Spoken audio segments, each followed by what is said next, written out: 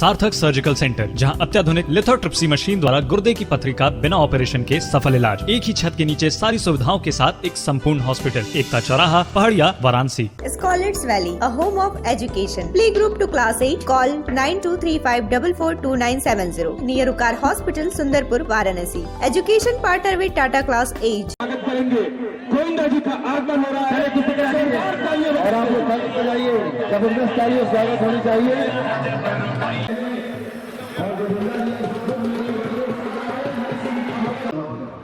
बहुत बढ़िया मूवमेंट बना रहा है, लेकिन भैया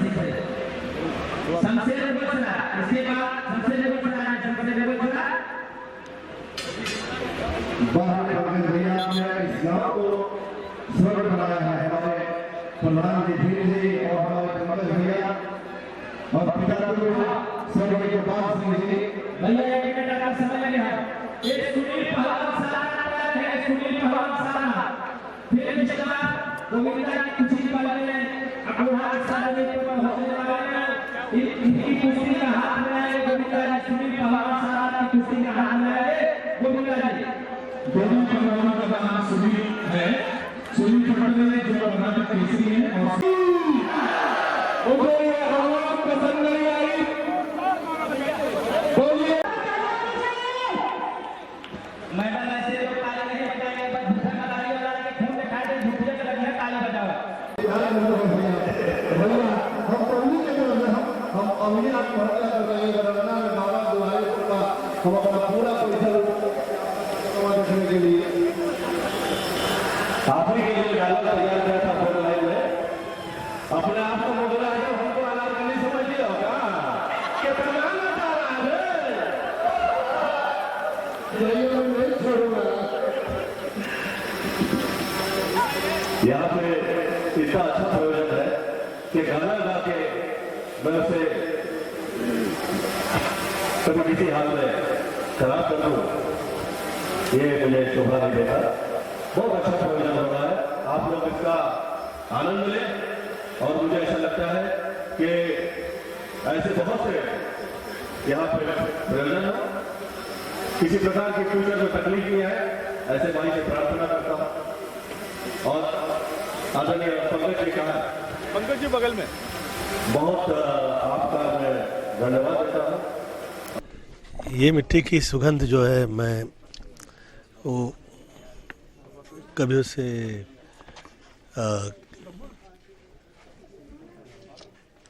इस विषय से नहीं जोड़ सकता मैं, क्योंकि मैं यहीं की पैदाइश हूँ। मेरी मम्मी आदरणीय निर्मला देवी जी जो हैं वो बनारस में पैदा हुई और मैं यहीं का बच्चा हूँ। और शायद इसीलिए ऊपर वाले ने जो नाम और इज़्ज़त जो दी है, काशी विश्वनाथ ने जिस पे कृपा की है पूरे विश्व में उनकी प्रसिद्धि हुई है। और अब उन विश्व प्रसिद्ध लोगों में ईश्वर ने मुझे भी एक स्थान दिया।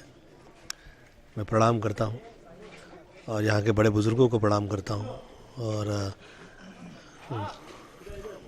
मेरी आदरणीय माता जी निर्मला देवी जी के प्रणाम करता हूँ।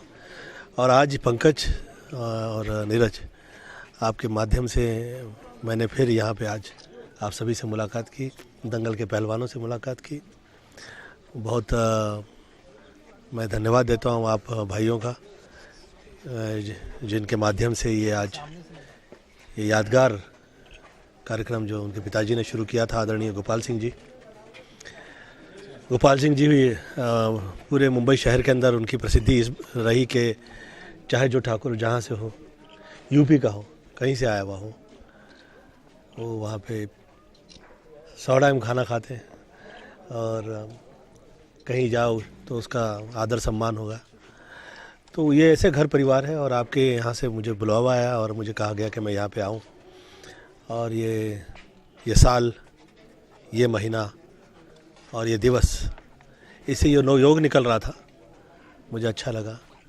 इनकी सोच जो है वो उसका आदर करते हुए मैंने सोचा कि आज मैं यहाँ पे आऊँ और बहुत शुभेच्छा प्रदान करता हूँ उन सभी युवाओं को जो माँ बाप की याद में या सेवा में तत्पर रहा करते हैं, किसी प्रकार की तकलीफ़ नहीं देते माँ बाप से। बहुत ही योग्य और अच्छे लोग लगते हैं मुझे। बहुत ही किसी पे ऊपर वाले ने विशेष कृपा की होती है तो उसके दिल में ऐसे ख्याल आ जाते हैं कि वो माँ बाप की सेवा कर दे, बहुत अच्छा लगता है। और आज मैंने भी काफ़ी फिल्मों में कुश्ती की थी, परंतु वो तो सब जो फिल्मी होता है वो तो नाटकी होता है। और यहाँ तो जो आए थे असली पहलवान आए हुए थे, तो असली पहलवान के आगे मैं ज़्यादा स्पीच नहीं देता हूँ। क्या पता क्या अच्छा लगे क्या अच्छा ना लगे भैया, तो किसी प्रकार की तकलीफ ना हो जाए।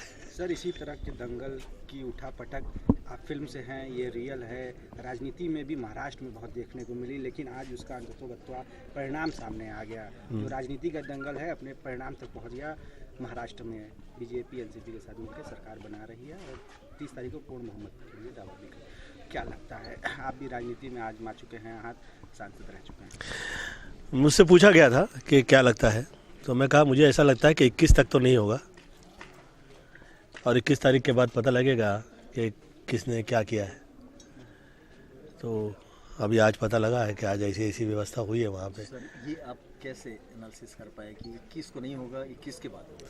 क्या आप मुंबई से महीना ऐसा है नहीं, मुंबई से आप बाहर निकले इस वजह से महीना ऐसा है कि 21 तक नहीं हो सकता था, मुझे ऐसा लगा, क्योंकि जो जो कार्यक्रम होते हैं प्रयोजन होते हैं तो उसमें ये भौतिक वाद हर जगह तो नहीं चलता। राजकीय व्यवस्था जो है वो कहीं ना कहीं किसी न किसी आध्यात्मिक व्यवस्था से जुड़ी तो रहती है, तो ऐसा लगा। फिर महाराष्ट्र के जो नए काफ़ी भूचाल हुआ था, असहिष्णुता, लोगों को निकाला जाए, कलाकार सम्मान वापस करने लगे, तमाम तरह की उथल पुथल हुई थी। दूसरा कार्यकाल आया 370-35 से, फिर उसके बाद राम मंदिर का फैसला, और हमारे जहाँ बनारस में बैठे हुए हैं वहाँ पे पिछले 15-16 दिन तक धरना चला, इसलिए कि हाँ संस्कृत में एक मुस्लिम प्रोफेसर की नियुक्ति हो गई। तो ये सारे समीकरण में चूँकि आपकी कई चीज़ें मैसेजिंग होंगी कंट्री के अंदर, कि आपके फैंस चाहने वाले जो लोग आपकी बात सुनते हैं, तो इस ओवरऑल पे आपका व्यू क्या है? मेरा तो ऐसा सोचना होता है कि आप जिस वक्त क्रियाएं हो रही हों तो उसे पहले ध्यान से देखें और प्रतिक्रिया देने से पहले बहुत महत्वपूर्ण है कि वो क्या समय, क्या तारीख, क्या दिवस, क्या व्यक्ति और कैसे नियुक्ति हुई, इन सब चीज़ों पे विचार होना चाहिए, फिर उसके बाद ही प्रतिक्रिया देनी चाहिए। अगर मुझे आप देखें तो मुझे लोग, बहुत सारे लोग कहते थे ये फिल्म लाइन में ऐसा कैसे काम कर देता है, 49 फिल्में कैसे कर रहा है, क्योंकि वो लोग, मेरा उससे विषय नहीं होता था कि वो क्या सोच लेके आया है, मैं अपनी सोच लेके चलता था। और बहुत ज़्यादा मैं कहता हूँ कि कहा करता हूँ कि क्षमा चाहता हूँ, कहा करता हूँ कि रिएक्टर हो जाएगा तो फिर आदमी एक्टर नहीं रहेगा। फिर ऐसे पब्लिक जो है वो जनता जनार्दन है, ईश्वरीय रूप के अंदर पब्लिक की तरफ देखा जाता है कि आखिर जो मिलेगा वो तो उन्हीं के माध्यम से मिलेगा, चाहे नेता हो या अभिनेता। क्या गोविंदा आजकल ज्योतिष पे बहुत ज़्यादा फोकस कर रहा है? ऐसा नहीं है, मैं दिखावा नहीं करता हूँ, मैं शुरू से न्यूमरोलॉजी, एस्ट्रोलॉजी, वास्तुशास्त्र, रूपशास्त्र, धर्म, यज्ञ, पूजा प्रार्थना, दुआएं, जितनी भी चीज़ें हैं वो मैं वर्षानुवर्ष करता आया हूँ। और उसकी वजह तो मम्मी साधु थी तो गिरवा धारण कर लिया था उन्होंने, तो वो रही है। और बहुत सारे लोग मैंने देखा है कि वो ऐसा कहा करते हैं कि गोविंदा बहुत ज़्यादा ये करता है वो करता है, और मैं उन्हें पूछूं कि भैया हाथ में इतनी अंगूठी की पहन रखी है और हर जगह पे भाग भाग दौड़ दौड़ के मंदिर जा के यज्ञ करवाते हो, अभी तो चैनल चल पड़े हैं कितने, ये कहाँ से आ गए? ये सभी थोड़ी ना आडंबर कर रहे हैं, सभी थोड़ी ना धोखेबाज हैं। और किसी की अपनी उसकी सोच है, पूजा प्रार्थना करता है, उसके दिल में अच्छा लगता है, लगने तो जब आपके दारू शराब बदमाशी किसी पे चर्चा नहीं कर रहा है कोई अगला, तो उसकी पूजा पाठ पे भी नहीं करो यार भैया। राजनीति से खटास या दूरी बनी रहेगी कि कभी फिर मौका मिलेगा? आप कह रहे हैं खटास तो है ही नहीं, मैं तो सिर्फ मुझे ऐसा लगा कि मैं इस विषय का ज्ञाता नहीं हूँ तो थोड़ा दूर हो जाऊँ, तो ऐसे ही रहा वापसी। अब देखिए मैं 14-15 साल हो गया है मैं बाहर आ गया हूँ, मैं पीछा छोड़ चुका हूँ, फिर भी वो मेरा पीछा छोड़ नहीं रही है। तो कौन लगे समय से बढ़कर कुछ भी नहीं है, और किसी एक विशेष व्यक्ति की तरफ ध्यान दे के आप ईश्वर का अपमान करते हैं, क्योंकि देता जो है, भाग्य जो है वो भगवान ही दे सकता है, किसी की औकात नहीं है, और जिसकी जो भी औकात है वो किसी से कम भी नहीं है। तो सभी के प्रणाम है, समय अच्छा आएगा, सब अच्छा होगा। हृदय में क्या है, उनको कितना आप मजबूत मान रहे हैं? जो दंगल होना है, अब शासन चलाने का जो दंगल होना, उसमें कितने मजबूत हैं? ये क्या लग रहा है फडणवीस जी को जिम्मेदारी सौंपी जानी है? मैं जब से पॉलिटिक्स से निकला हूँ, शायद ही मैं किसी विषय पर टिप्पणी दी हो। वजह किसी प्रकार का भय या ऐसा कुछ भी नहीं है कि किसी कटुता है, परंतु मैं 14-15 साल हो गए मैं पॉलिटिक्स से बाहर निकला। नहीं, अभी 2 टाइम मैंने जो दोस्तों के यहाँ पे गया हूँ, तो वो तो मैं प्रचार नहीं, उसको मैं सर एक सवाल ये है कि पृष्ठभूमि बहुत पर्सनल था वो। व्यक्तिगत तौर पे अगर पर्सनल आपने सबसे पहले बातचीत में जोड़ा बनारस से अपने आप को, अच्छा लगा? मैंने जोड़ा नहीं, जुड़ा हुआ हूँ। बातचीत में जोड़ा आपने, बातचीत में आपने हमारे साथ अपने को जोड़ा। उत्तर भारतीयों को लेकर के जिस तरह से मुंबई के अंदर खास तौर से हिंदूवादी संगठन को लेकर के बाजवा साहब ठाकरे की प्रतिक्रिया रही है, वैसे में जो समीकरण आप बने, आपने कहा कि मैं किसी के ऊपर व्यक्तिगत कमेंट नहीं करता, लेकिन जिस तरह से एक तरह से मैं शिवसेना हिंदुत्व को लेकर के, चाहे बाबरी मस्जिद का मामला रहा हो, चाहे जब भी रहा हो, ठीक है, लेकिन आज अचानक इन्होंने जो पलटी मारी सत्ता के लिए, उस पर कुछ कहेंगे? मैं जिस वक्त कांग्रेस पे था, और उस टाइम पे तो ऐसी सिचुएशन क्रिएट कर दी गई थी कि एक ने तुझको जन्म दिया, एक ने तुझको पाला, हेरे कन्हैया किसको कहेगा तुम मैया। तो अभी सीधी सरल तो होती नहीं है कभी भी राजनीति, शायद ही होती होगी, शायद नहीं, होती ही नहीं है, मेरे को लगता है कभी। जायज़ है ऐसा भी नहीं कहूँगा, परंतु वो अपना विकट रूप, विपरीत परिस्थितियाँ निर्माण कर देना, और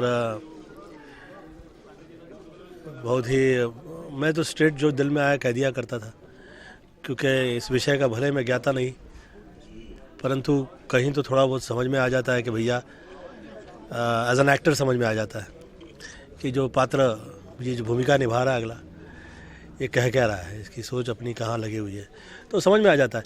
तो उस टाइम पे ऐसा हुआ था, मैं लोगों से कह रहा था कि ये क्रिएटेड है, तो वो समय के लिए उस टाइम पे क्रिएट किया हुआ था उन्होंने, बाद में बंद हो गया। तो ये बंद हो जाता है, फिर शुरू हो जाता है। अब ये क्या व्यवस्था है, पहले उस पर सोचना चाहिए। अभी जो नई सरकार बनी है, उसको कितनी शुभकामनाएं या शुभेच्छा देंगे आप, कि किस तरह से उनको विश करेंगे? All the best to whoever. मुझे आज फडणवीस जी आए हैं मुझे लगता है, और मैं बहुत शुभेच्छा प्रदान करता हूँ। और हम जितने जो आर्टिस्ट हैं उन पर सदैव जो है वो कृपा दृष्टि तो रहा ही करे, वो तो बहुत इम्पोर्टेंट है। और राजकीय व्यवस्था और उसमें आर्टिस्ट के पूरे समाज का सम्मान बना रहता है, तो क्रियाएं जो हुआ करती हैं उसमें आगे तकलीफ़ नहीं आती है। तो उसके लिए तो हम लोग की विनीति रहा ही करती है, और वो रहा करेगी, वो बहुत आवश्यक है। देश का नेतृत्व कैसा चल रहा है, भारतीय होने के नाते क्या कहेंगे? देखिए, मैं पक्षपात से तो मैं निकल आया हूँ बाहर, नहीं, इसी वजह से मैंने भारत के नागरिक की हैसियत से, नागरिक के हिसाब से कह रहा हूँ मैं। क्या है कि देश काल परिस्थिति अनुसार अभी फ़िलहाल तो मुझे ऐसा लगता है कि अभी तक तो तकलीफ़ नहीं है, और आगे नहीं आए ऐसी मैं उम्मीद करता हूँ, क्योंकि इतना जागे रहें कि कब क्या कहाँ क्या स्टेप उठाए और उससे आगे पब्लिक की तकलीफ़ नहीं आए।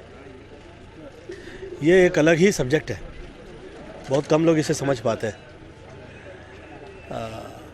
अब मुझे ऐसा लगता है कि अब जो क्रियाएं हो रही हैं, क्योंकि जो मुखौटा है चाहे जो जहाँ का हो, वो पूरी तरह से जिम्मेदार तो होता नहीं है, एक व्यवस्था उसके पीछे होती है। जो व्यवस्था अपनी तरफ से सोच आगे रखती है और फिर समय प्रदान करती है, इसका सामंजस्य हो जाए तो आगे तकलीफ नहीं आएगी।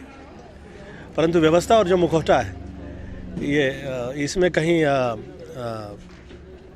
सामंजस्य जो है, तालमेल की जो आवश्यकता रहा करती है, तो उसमें कभी कभी अच्छे मुखौटे जो होते हैं, अच्छे चरित्र जो होते हैं वो भी आगे नहीं आ पाते हैं। तो इसका मतलब ये नहीं कि वो अच्छे नहीं हैं। और कभी कभी ऐसे लोग जो आगे निकल आते हैं, जैसे लगता है कि यार इसे कहाँ से श्रेय मिल गया, परंतु ठीक वो उनके भाग्य की लिखी होता है कि भैया। तो अब तो बहुत ही मुझे अच्छे वक्ता और अच्छे लोग नज़र आते हैं जो सभ्य है और समझते हैं कि क्या है, क्या हो रहा है।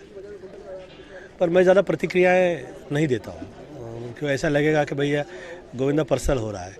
और मेरा अपना ऐसा सोच है कि चाहे जो जहाँ जिस पक्ष का हो वो कमाल करे तो उसका सब पक्ष को मिलकर उसको सम्मान देना ही चाहिए, पक्ष बाहर निकल के भी बहुत महत्वपूर्ण है। यहाँ तो सब माँ ही माँ है। इस पर भी चर्चा नहीं होगी, फिर वो लोग कहेंगे कि चर्चा वैसा करने लगे। दिख रहा है ना, इस वजह से मैं जब से आप आए तब से मैं सोचा बहुत ज़्यादा लोग हैं ना, ऐसे खड़ा था, ये कह रहा था, तो वहाँ पंडित आ गया तो पूजा प्रार्थना शुरू हो गई। पता नहीं क्या क्या क्या क्या क्या लोग कहते रहते हैं। मुझे ऐसा लगता है कि एक सब्जेक्ट है जिसको हम कहते हैं कि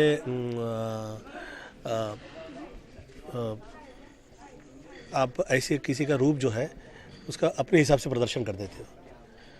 तो ऐसा बहुत हुआ मेरे साथ में। आई थिंक पिछले दिनों में तो क्या क्या न्यूज़ सुनता था मैं, गोविंदा जी की तबीयत ठीक नहीं है, ऐसा हो गया है, ये हो गया। मैं कभी परवाह ही नहीं किया, ऊपर वाले ने जो दिया उसका धन्यवाद देता रहता हूँ, शुक्रिया अदा करता हूँ। बनारस कैसा लगा आपको? प्रणाम है,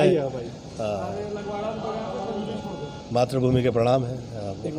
माता जी यहाँ की रही तो प्रणाम करता हूँ, तो अच्छा ही, किसी सूरत में गलत नहीं लग सकता। कृपा है, काशी विश्वनाथ जी की नगरी है, यहाँ पे प्रणाम है। माई से प्रणाम है, अन्नपूर्णा माई से प्रणाम है, संकट मोचन से प्रणाम है। वहीं जा रहा हूँ दर्शन करने के लिए। हाँ, काल हर, दुख हर, दारिद्र हर, कष्ट हर, रोग हर, हर हर महादेव।